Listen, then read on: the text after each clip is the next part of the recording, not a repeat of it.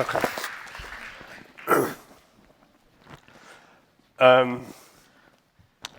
Yeah, I just wanted to change the mood, and obviously we've been talking in great detail about mathematical models, and it's been an incredible couple of days.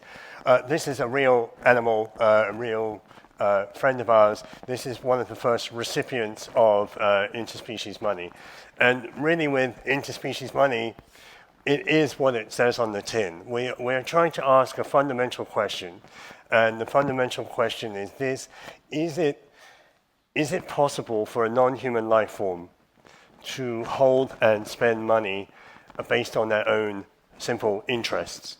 Or is it the case that money is only for humans and for machines?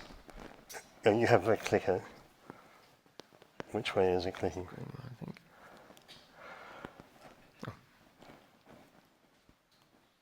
Thanks. Yeah. Maybe you keep clicking, Patrick. Yeah. No, just very briefly on some perspective on money. Obviously, we know this, but I think it's worth putting this idea in the context of the economy we presently have. So, obviously, the computer allowed for digital ledgers. The internet allowed for P2P exchange of value, particularly crypto. Then we have mobile phones, which allow for mobile money, which in China and Africa, where we are based, is truly transformative. Smartphones have allowed for the gig economy, and then of course we can talk about tokenization and central bank digital currencies and so on. So I think we can assume, particularly with what we've been talking about with AI, is that the introduction of artificial intelligence into the financial system will make money more divisible, will make money cheaper, and will make the addressing of money more accurate. So then the question is again that ownership of money only for one species on the planet? Is it only our species which is allowed to have that vote? Why are we here? Why do we change our lives? Why are we spending 1 week a month with mountain gorillas on the border of Rwanda and Congo? It's for an obvious reason, which is that life on Earth is dying, other species are being annihilated. Stephen's talk was fantastic and incredibly depressing on the climate change question. We know that the churn of climate change in emerging economies with political collapse and the pressures of youth unemployment mean that if you're not a human, it's very, very hard for you to represent yourself, even to make yourself aware to the local community that you exist and that you have rights and you have needs. This, obviously, the science is pretty unequivocal as with climate change. In my lifetime, mid-50s, we've lost 50 to 60% of the biomass of all wild animals on Earth. You know, we can walk around that question, and that's quite significant. Where it gets very interesting from a finance point of view, and we think about what is the future for ADIA or what is the future for large treasuries holding money in financial markets, is all of the bean counters in the world pretty much agree that half of a planetary economy is mostly or significantly dependent upon services that nature provides for free. And this is obviously, clearly, the biggest market failure in the whole history of capitalism, you know, that other species are providing us services. They are infrastructure just as much as energy is infrastructure or water is infrastructure, and they are not represented. In fact, the only way that they can be represented is in the processed body parts, right? So cut down, and then you have an incremental value. The good news is that unlike climate change, which is a really significant challenge from a physics point of view, for a significant challenge from a political point of view, as we see in the United States, biodiversity, at least the negotiation of the front line between humans and non-humans, is actually a tractable financial problem. You know, we talk about can be $200, can be $300 billion a year. It's about the size of what we spend on wine. every year, or maybe like 3% of the insurance market. So this actually is a problem of how to address the money. Well, I'll let Patrick hit the next couple of slides.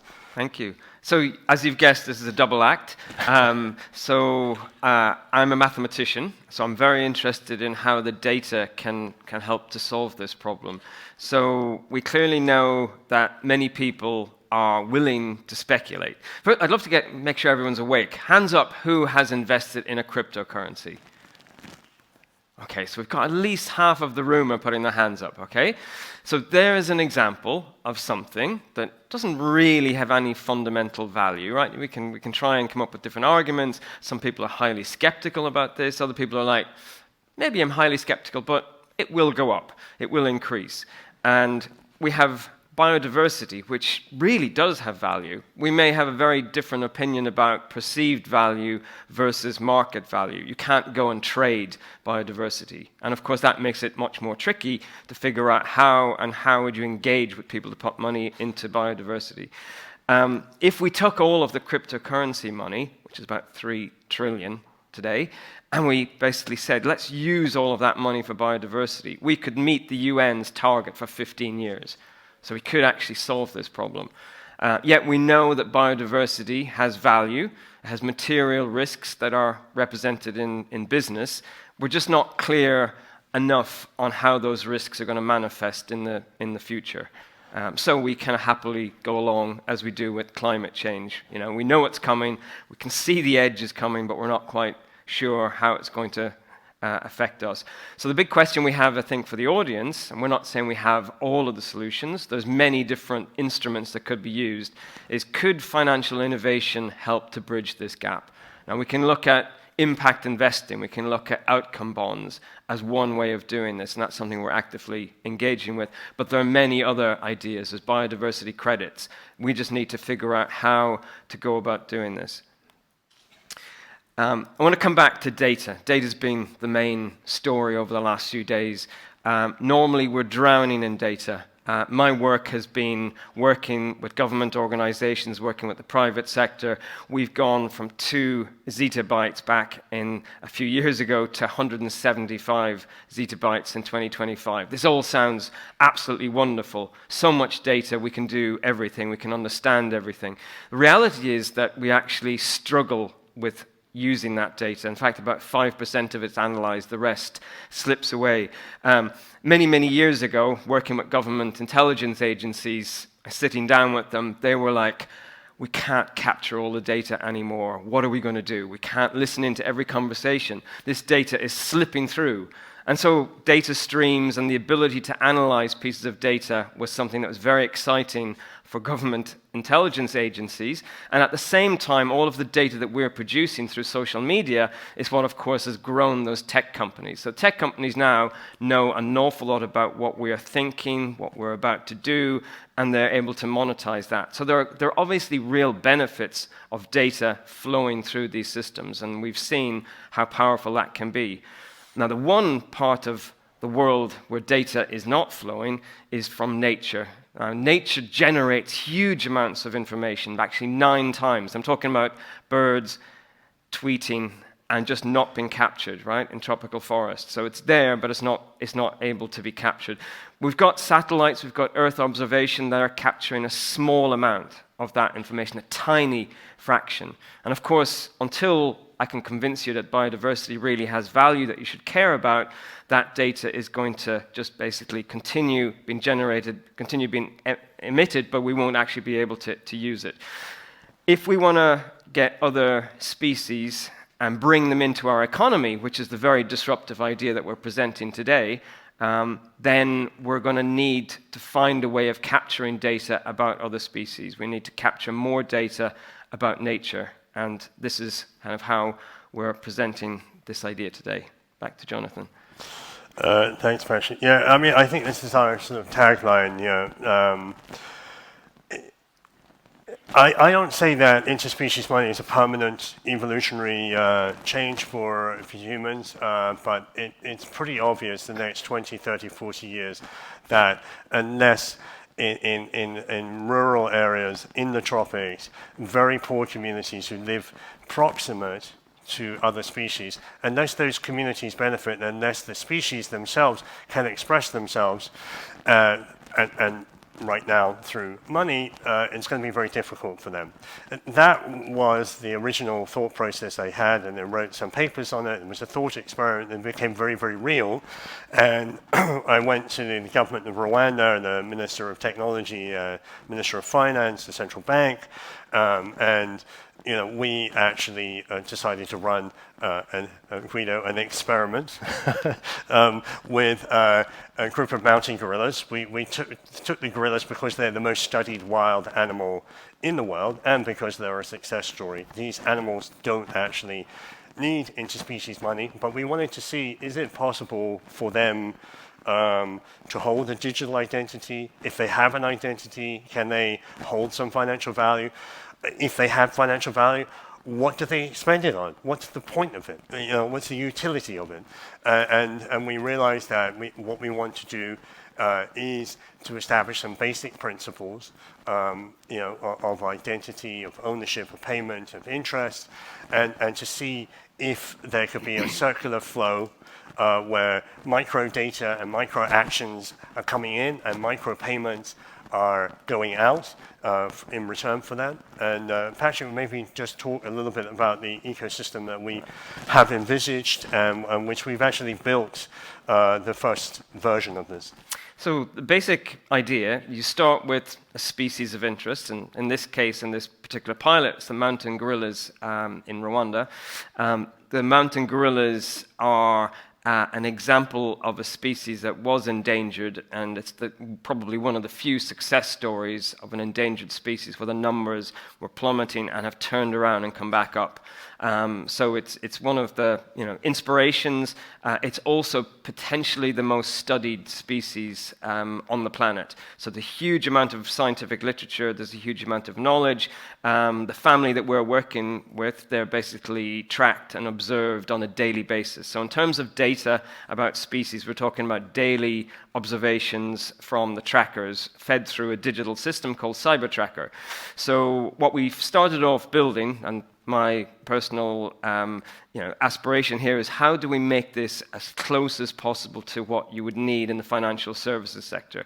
So we built Know Your Gorilla. We built a Know Your Species solution to take facial recognition and then onboard the gorilla, then build a digital wallet so that the gorilla can now hold funds. And what does the gorilla do with those funds?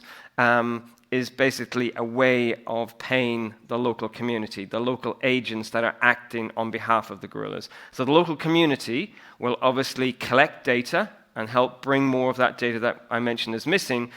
But obviously the big question everyone asks is, well, how do you know what a gorilla wants to spend money on, right? We can't ask the gorilla. I mean, people are working on that problem separately. But what we can do is we can use generative AI to go through the hundreds of papers that have been published about gorillas. We can talk to all of the gorilla experts, right? These people have already managed to turn that problem into a success story. So we crunch through all of that, we get the species interests, right? And a lot of them are obvious things, right? The gorillas want more space, they want access to gorilla vets because they get respiratory diseases, they catch some of the problems that we bring. So when you visit the gorillas, you wear a mask. They want to make sure that they can come out of the farm, come out of the park, and they enter into places where the local community are farming. So there's a lot of interesting coexistence and interaction issues between the species and the local communities. And of course, all of this, in terms of finance and in terms of who would invest in this is an impact investment proposition. So we have impact on the species. We want to see the species numbers increase. We know that there's going to be impact on the local humans that are living around there, and of course on the wider ecosystem. And data is the key to all of this, right? Impact investors are not going to invest in something unless there's clear evidence that their money is having a difference and it's making that impact. And while this could be really difficult, if you've got enough data flowing, you can do the monitoring, the reporting, and the verification through this digital system, this digital platform that we've set up. And this now enables us to track the gorilla, the species, to track the interest, the actions that are required, the payments that go through, and all of the verification. So now we have a way of sending micropayments into the mobile money accounts of the local community members. And so this is basically an end-to-end system. And of course, there's a lot of evidence that if you use results-based financing and you pay people, upon evidence, you will actually nudge and you will change behavior. And so that's our way of basically using technology and data to really change and to try and solve this problem. So just to zoom in a little bit more into the mountain gorillas, okay, what does that specifically mean? So we all know noisy signals are a way of understanding and predicting and figuring out. So we have a lot of noisy data. We have data that could potentially come from the DNA from the gorillas. We have data that comes from the facial recognition. Our facial recognition is now above 90%, so we've got very good accuracy. We can track these gorillas almost on a daily basis. So this is much better than any fintech and what they're doing to make sure that you have used your KYC to be able to use the money that you have in your account. As I mentioned, we've determined the interests. We've also gone through validation with the conservation agencies and the government of Rwanda in terms of what money is already being used. And just the kind of backstory here, gorilla, basically the people in the local community used to receive no money, going back many, many years. Then they received 5% of the gorilla tourism. Now they receive 10%. So there's been an increase, and this is the experiment. We're basically showing that if you give more money to the local community and they see the benefits, then it's clear to them that this species has real value, direct value for them personally. And so you've seen that the amount of poaching has basically disappeared completely in this park. So this is where we have a success story. So the farmers are benefiting, the trackers are benefiting, all the hotels, all the tourism around that, and you've got payments coming through to that mobile money account. So that's the pilot. We can obviously unpack a lot more of the AI and the data, but these are the key pillars that we want to now use for other species. Back to Jonathan. Yeah, this sort of leans a little bit on my previous life working for The Economist. When I was the Africa correspondent for The Economist, I arrived in Africa when the mobile phone arrived, and I got into very big arguments with the development community. Sorry, Horst, but definitely the German Development Agency in particular was saying as late as 2007, 2008 that Africans would not have mobile phones. That was not something for an ordinary African person, you know. But it was very clear from a hardware and from a network effect point of view that the price of the handset was going to drop. And even though Africans are paying a lot more for data, and now, you know, we're in 2024, and we see that very complex gig economy platforms have taken off across most emerging economies, and that they are scheduled to grow, you know, 20% year on year through 2030, 2040. This is obviously not a perfect economic future for the young people in these economies who make up half the population. The youth unemployment is 70-80%, and in the communities that we want to work in, which is actually unprotected communities, is like villages at the end of the road, people really struggle to get any cash in at all, except maybe the surplus of their crop. So we think that it's possible to build a gig economy approach where financial flow is paying for the acquisition of data. It's directing people towards simple tasks. It could be observation of a bat roost. It could be protection of an old-growth tree. These tasks are divisible in a way that people can do and in a way that is difficult to spoof. And obviously there are game theoretic questions which may, in the end, make this challenging, but we think it has incredible promise. And so we think that the gig economy approach of essentially Bolt or Uber for life is exactly what we are proposing to get this sort of data wheel and action wheel rolling. And just sort of very briefly on how it all gets wrapped up. So I don't think we are saying that technology is going to lift this entire challenge, but we are saying that Android phones or maybe some third-party device which is specially designed with a microphone, with cameras, can allow that input of data through a data hub. And these principles which Patrick has outlined in terms of the identification of species, its ability to hold money, and the verification of the tasks, all of that can happen in a way which is actually practical on the ground. And what we really struggle with, and obviously this is what we are really leaning on the audience here, and where we think Abu Dhabi and the ambition that Abu Dhabi has, is like, where does the initial money flow come from? How do we actually build those financial instruments which are plural, right? Some may be coming from crypto, some, as Patrick says, might be like impact bonds, but we sense intellectually that there are financial instruments which have not been identified yet, and they really require very robust economic thinking, really a lot of quant brains, like drilling down on it and thinking. Because to go back to the first point, we know that the market failure is so grotesque. It's just so obvious that we need to be putting money on the ground. Obviously, some of it might be coming through government entities. This is what we're proposing as a structure, because in the end, what we're advocating for is a sort of digital public good beyond any public good that's ever existed in human civilization. We're saying it's not even for humans, right? It's for non-humans.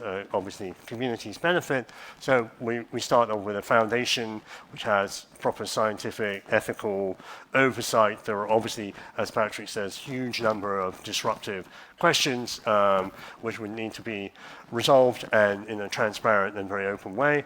That foundation would drop down a commercial entity which will then build a technology platform and hopefully make a profit, and there will be voting rights for the foundation. We have a lot of partners. I think we've been going, so I wrote a paper for the Brookings Institution 2.5 years ago, I think. And in the last year, we've finished the first interspecies money payments in recorded history, and we've got a couple of central banks involved. We have very good sort of intellectual back end, but I'm very, very aware that we are very, very weak on the finance side. So with my friend Alex Lipton, we've been chatting and discussing, and I honestly think it's brains like Alex and many of you in the room who could come on this journey and really contribute to this. And we've left quite a number of minutes here because we're painfully aware from experience that just voicing this idea is very provocative, very confusing for humans, and often does provoke some simple questions which I think are worth unpacking. So thank you very, very much. Thank you.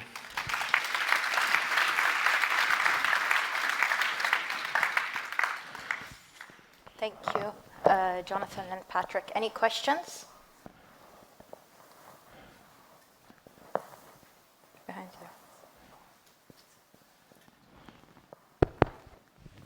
you. Ian Grigg, thank you for the talk.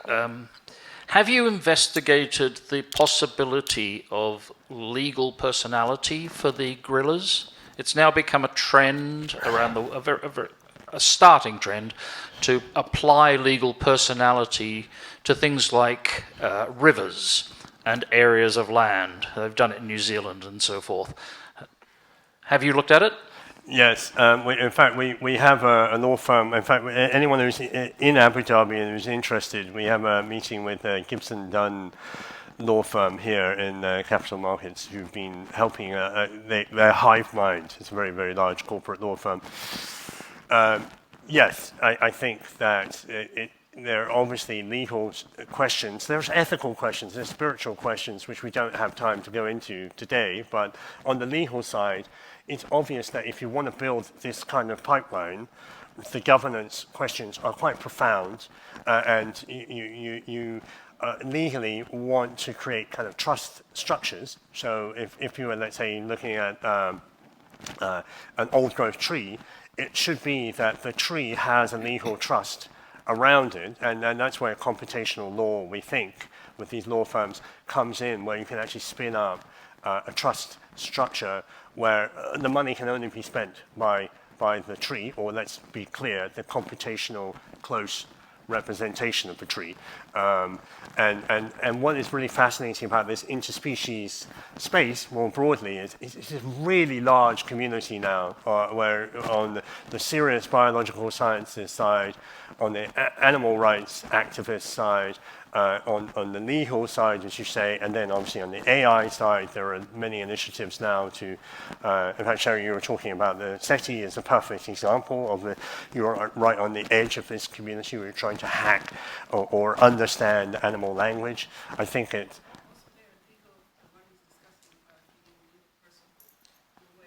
Yeah. Of course, once you understand broadly what another species wants, though having said that, we incarcerate, 96% of animals in the world are in industrial farms, pigs and cows and so on, and they are suffering a lot, and people don't, and they clearly make their suffering known, but we don't acknowledge it. So there are questions about humans, but it's really, thank you. I'm curious to know how much momentum you've got so far with the local communities. Are you prospecting them, or are they instead onboarding your platform due by the financial incentive that you're offering them? It's a great question. I mean, we're really at an early stage, so we need to come back to that in 2 or 3 years' time. But based on the experience of projects that we've both been engaged with, everything we're thinking about is about the reality of quite poor communities, so where energy is lacking, where people are living on subsistence agriculture, where having even an Android phone is quite a stretch for them, So we really are very, very conscious about those questions. We think that divisibility is the key word. It's like if you can make the ask very clear and repeated over time, then, I mean, there was one point that Patrick didn't bring out on the AI side, which is very important, which is that if this data flow over time, one of the other main functions of it is if that your community is incentivized and they're happy and they're providing the service, you're actually feeding those future AI systems with knowledge that they exist on a living planet with ancient life forms, and not just humans, right? I mean, there are 8 million other species on the planet. At the moment, we're building these computational systems, which we can all agree, whether AGI or not, there will be very powerful, narrow AIs in 10 years' time, and they don't even know about the gorilla, I mean, if you actually, and that's the most studied species, or the sperm whale or so on. They're on a Wikipedia level for these species. When you actually go down to, let's say, termites, which is like 20% of the ecosystem in the tropics, in the soil ecosystem, nothing, So it's only by building that data wheel and acquiring that information and the communities. And then there's obviously an equity question, right? Which is, why should the poorest people in the world who are being asked to provide stewardship not receive some reward from the financial markets, from wealthy parts of the world? It's necessary. And just to say, in terms of the community engagement, there's lots of evidence already through different projects where obviously there's cash transfers, there's conditional cash transfers, so there's many mechanisms basically already in place, like Give Directly, basically channeling money into poor communities. There are other programs where they have the communities taking on tasks, such as building roads, a whole lot of other types of projects. So there's definitely an appetite and a need to create jobs in these very poor remote areas. So that and you see one of the, I guess, the few scalable examples on the continent has been Uber and Bolt, right? And whereas a lot of people view the gig economy not as something that's the absolute wonderful solution, the flexibility and when you don't have another alternative, this is actually something that's been widely welcomed. And there's a lot of very positive reviews about how these platforms can help those communities. It obviously could be a stepping stone, gives you digital skills, it gives you other things. So I think the technology is relatively straightforward. I think the communities will adopt this. The bigger question is how to get enough funds into this entire system. Yes, thank you. Thank you. Horst, can I just say thank you very much for such a great symposium. One thing I would love is all of these rigorous minds to be really thinking about application, right? Because right now we just need to get on the field, literally in the fields, and bring that mathematical, computational causality, excellence of thought, into the shockwave.